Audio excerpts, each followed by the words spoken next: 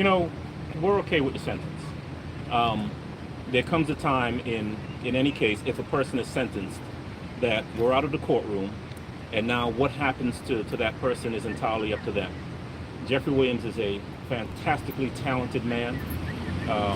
He is a great person, become a great friend over the course of the last couple of years, and he has the ability, the incentive to go forth and do everything he needs to do to put this behind him, and we're confident that he will. One of the questions you asked a little earlier was, what was that feeling like, stepping into a courtroom to do what's called a blind plea, not knowing what's going to happen? You know, it's a scary feeling for all involved. There's probably no feeling quite like that other than sitting in a courtroom waiting for a jury to come out and tell you what your fate is.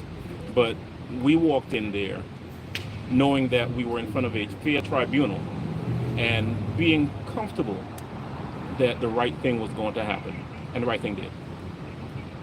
What do you think about your client just serving as a role model? Obviously, as part of the agreement, he's going to be participating in the community, doing events, things like that. Obviously, he has a huge reach for what he does for a living.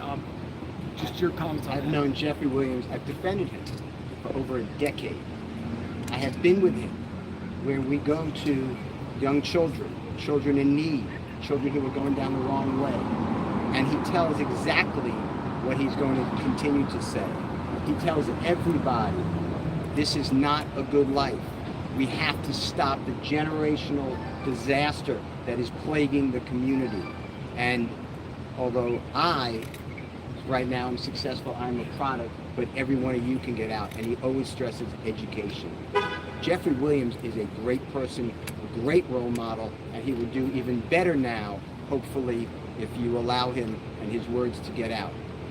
As far as how Jeffrey's feeling now, he knows my feelings, which I'm not going to reveal for attorney-client privilege, but this is not the same as a not guilty verdict. That should have been ran. But nobody here wakes up every day on a concrete floor that they're calling his bed, gets up at 4:15, gets shackled at his feet, his waist, and his hands, comes to the Fulton County Courthouse to be on concrete, eating out of a bag. Doritos is his meal of choice. And then coming to a courtroom and sit there with a leg chain on him every single day and hear lie after lie. So for Jeffrey, go home today and not have another 90 days or 120 days of it, he is very happy, thankful to the Honorable Court. So to answer your question, this was not what I wanted. I don't believe that it is just, but I believe that under these circumstances, it is justice for Jeffrey Williams, and he is delighted, as are we, and thankful. Can I ask you, you were standing right next to him as he was addressing the judge, what seemed like a very sincere apology to her, or apology to the court and what happened and what has gone on. How did you feel standing next to him, knowing him for the last decade as an attorney for him, about what he was saying and what he was telling the judge? Jeffrey Williams is being truthful. That is his heartfelt feelings.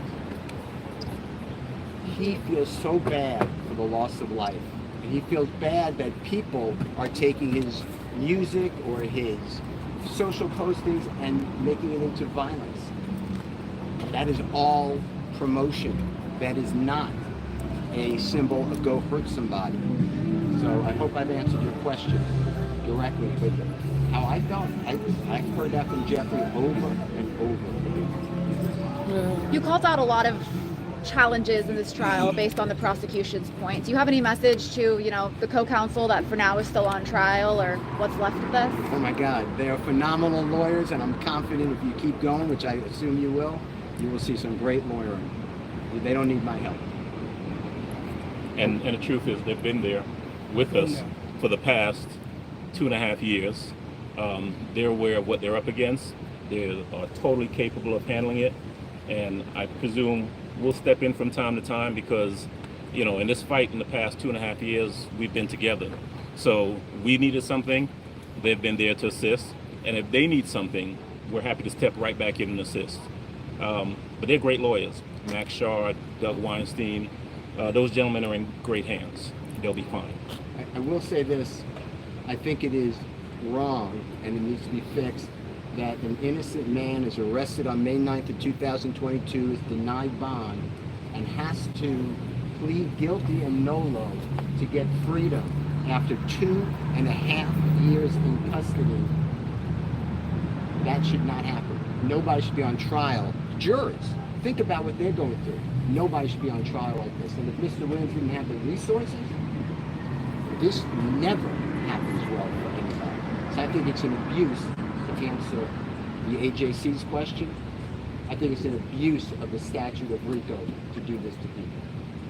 Is it fair to say you don't believe justice was served today?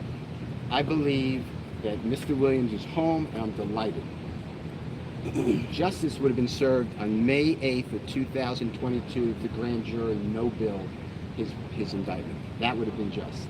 And it's wrong to be under-investigated. He's been under investigation for 15 years. 15 years by task force of federal government and local government. Think about that. Think about your children doing that. And that's okay. If it's okay with you all, then we should really start moving to another country. I want to thank everybody so much for everything you do. I cannot thank you all, because without you guys, this just keeps rolling in injustice. It's got to end. The criminal justice system, the presumption of innocence, the grading rules, the ethical rules, they have to survive. Otherwise, we all are victims of this. Anyone can sit in that seat next to Keith Adams. Thank you all so much. And no one sees it unless you guys do what you do. But I tell you what, there is a whole world of people out there who have watched this trial over the course of the past 2.5 years. The past year that we've actually been in the courtroom trying the case, who are much more educated to how things work, and unfortunately, sometimes how things don't work.